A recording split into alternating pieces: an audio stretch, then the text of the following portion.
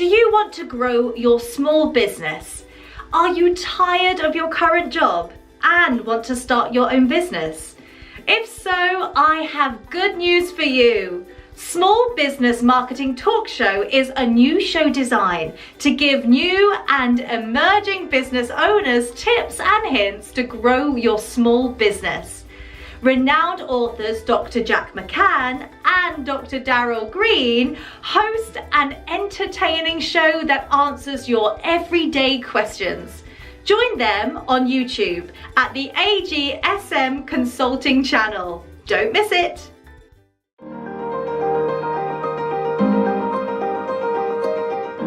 Are you wanting to grow your small business? Are you tired of your current job? Better yet, are you thinking of starting your own business? Well, you come to the right place. I've got Dr. McCann and Dr. Daryl with me today. Actually, I'm more like it's like I'm with them, but glad to be here. So if you guys don't mind, let's do a recap of the last episode before we really dig in. In our session one, Dr. Green and I talked about the textbook that we've written, Small Business Marketing, and it's more of a roadmap for business owners and entrepreneurs to focus on marketing opportunities in a systematic way. And we didn't want to waste our readers' times with a lot of academic learning. So what we tried to share was things that matter. We include topics that are about marketing strategy, competition, new product development, marketing mix, and so forth. And those were some of the key items for the Small Business Marketing book. And then what we talked about in our first session was, characteristics of small business and, what are the challenges faced by small businesses in today's economic landscape. We looked at customer satisfaction and customer value and what it takes to reach that customer perceived value. And so with tonight, we want to talk more about entrepreneurship and entrepreneurial mindset and what kind of businesses that a person can start. So very nice. And Lindsi, we know that you'll keep us in check. You're dynamic, and you'll keep us going together. You'll keep us straight. And so we're looking forward to having you help us out in this presentation. Oh yeah, glad to be here. So let's go ahead and get started. So Dr. J, Dr. D, one of you, what are some reasons to start a business? I think Dr. J, you have some good stuff on that. Yeah, I'm going to share some slides with you. Why start a business? There are a lot of reasons that entrepreneurs that are willing to take a risk and set up a business, and some motives that are driving folks to start businesses are wanting to make a profit. Selling at something that covers the cost of production. They want to work for themselves, and they keep the profit as a reward for what they are doing in terms of taking risks. And also, they're starting a business to achieve that satisfaction that they don't achieve for working for someone else. They're independent and working for themselves, being their own boss. They can make a difference in the community by offering services that are missing, a charity shop or a hospice. That's something that's not there, and find a niche and fill that niche in the community. And you get an opportunity to have your own name attached to it. You can make a product, that fills a void out there for customers. But really, the challenge, that entrepreneurs and small business owners have is to make goods and services that are in need, that satisfy customers, that they're competitive, and they sell at a price that more than covers their costs. And you say, well, what ideas are there for starting a business? And Dr. Jack, can I just interject? So we just had the latest economic report came out, and it was bad. Yes. I think we only generated 100,000 jobs. Yes. And so for individuals, they might be, what am I going to do? I'm laid off. I don't have any idea, any support. And so I think these ideas can help encourage those individuals, Dr. Jack. Dr. D, they can, the small business entrepreneur, they're making their own job. And that is a satisfying thing to do. And with this new economy and the things that are going on as a result of COVID, there are new opportunities that are out there that businesses haven't taken advantage of. And I'm sure that a lot of people are seeing those opportunities and are interested in it. So business ideas, lots of different things that are out there. Look around in your community, see what's needed. Business ideas are things that you like to do and that others need, and something that's missing in your community or missing in the business environment. So Good. and some of those ideas, what do you like to do? That's a critical component of being an entrepreneur. And maybe, you look at these ideas here, maybe it's soap making, or jewelry making. See a lot of these things you can sell online. Maybe it's furniture upcycling, taking old furniture and refinishing it, or maybe you're designing spaces or planning events for others. But so many opportunities that are out there and things that are unfilled. So, find something you like to do, find something that's needed, and you can be well on your way to possible business success.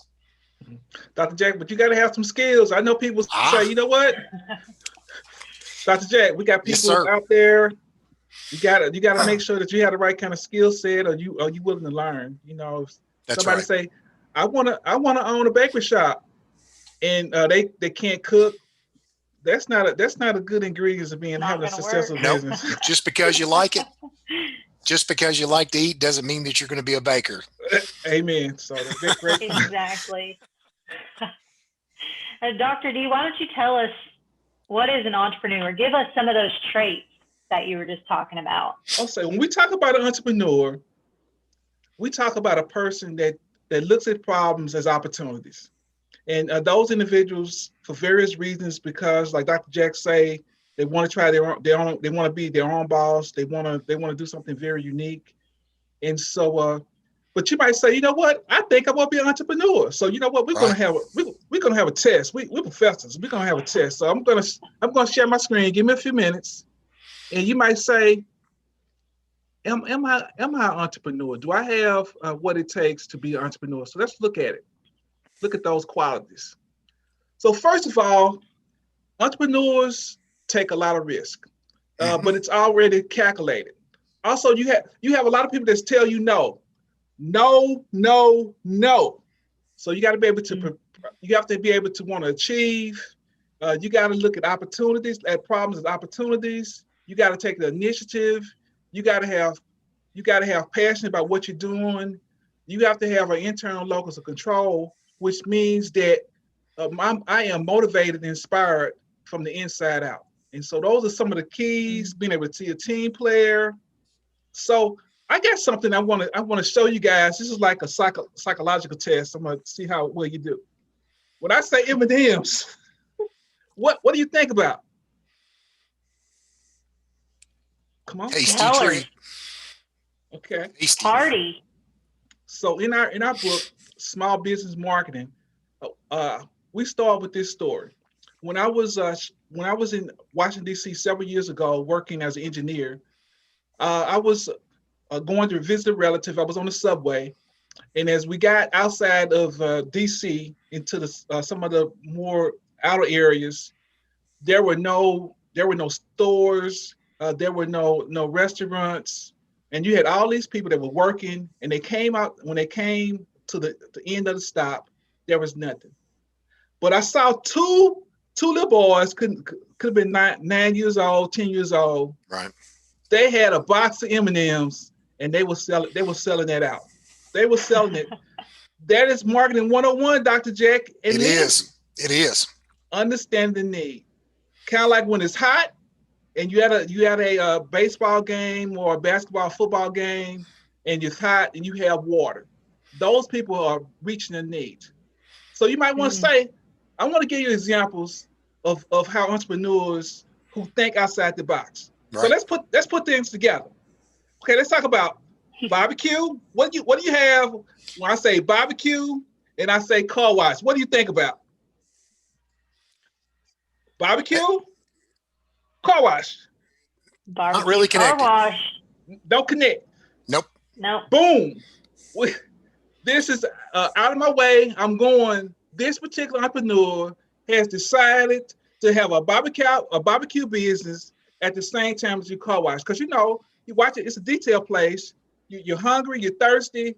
And what do they have? They have barbecue. So as the car is getting clean and getting detailed, you're getting some good barbecue. So that's what we call thinking outside the box. Okay. There you go. So Nice.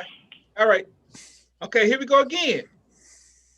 So sometimes, and this you have to take this as a fun thing, but sometimes you have some people that you really don't like, and maybe they're related to them, and maybe they passed, and you really don't want to. You really don't want to go, but maybe your relatives say you need to show up. They didn't give you any money. They were really not kind to you, and maybe they spank you a little bit. So what kind of business can you have? A drive-through funeral home. So in most cases I've seen where you have actually a monitor where you can look in. In this situation, you can actually see the individuals in the casket. Now, that's not me, but I'm glad they didn't add car wash with a funeral home. But those are some things. That is just a little snapshot of what you can do when you address a need. And right now, dealing with all the change that we have in our country and across the world, if you do the same thing that you always do, that's called insanity. And that's right. We're trying to do something different. That's right. Yeah. Trying to meet a need. So them M&Ms made you hungry a little bit, didn't it? M&Ms. M&Ms. But whatever works. Get it done. Get it done. There you go. But that entrepreneurial mindset, where anything's possible, you're taking calculated risks. You're not risking the farm. You're trying to be innovative and versatile.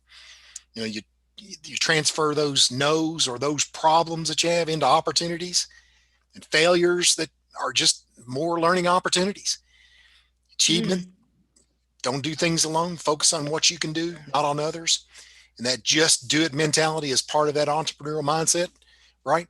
Those things that are setting you up for starting a business, identifying and evaluating opportunities, developing strategies and determining resources and managing, your business. So, and just to say, just kind of follow up on that, Dr. Jack. So we talked about entrepreneur takes risk. Yes. But a lot of individuals that start a business have to spend their own money. They do. And here's a statistic that I'm going to give you. They do. 82% of businesses that fail do so because of cash flow problems. Exactly. So not having enough resources. So we have to be very strategic about starting a business. Yeah. Yeah, you're assessing a situation and assuming responsibility for success or failure, and you're evaluating it, and you're taking a calculated risk that you perceive a reasonable chance of achieving it, with your skill and hard work. So, and your resources. So I think one of the top things that an individual should do, Dr. Jack talked about starting a business. You need to go through those criteria. Do you really want to take responsibilities? Now, when you're working with somebody else, they're responsible for making sure you have the proper adequate resources. When you have that business, you had a responsibility. I'm just gonna be honest with you. I have my own business that you work longer. Sure. You work more than 40 hours. Sure. And harder. Correct. Absolutely. So, Dr. D, are you ready for a deep question? Or okay.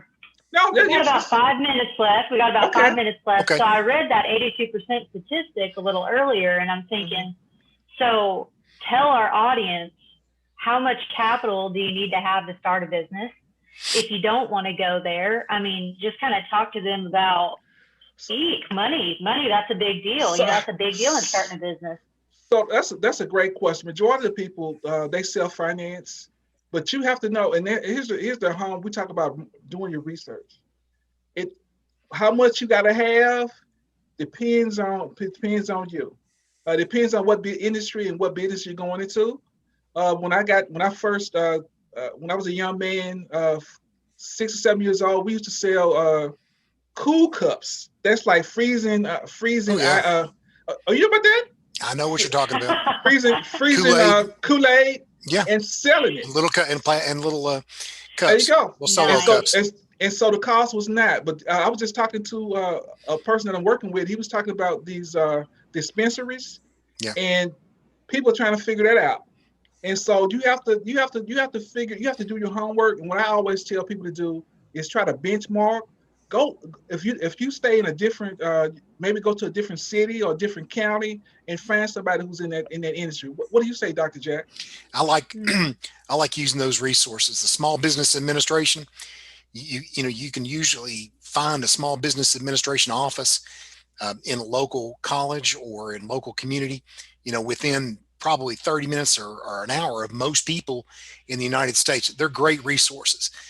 They're Association of Retired Business Executives, and usually the person that's in the Small Business Administration office has plans, business plans that others have used to start up, a business maybe that's similar to what you're looking at. It may not be exactly what you're looking at, but it's something that may be similar, and you can follow a plan.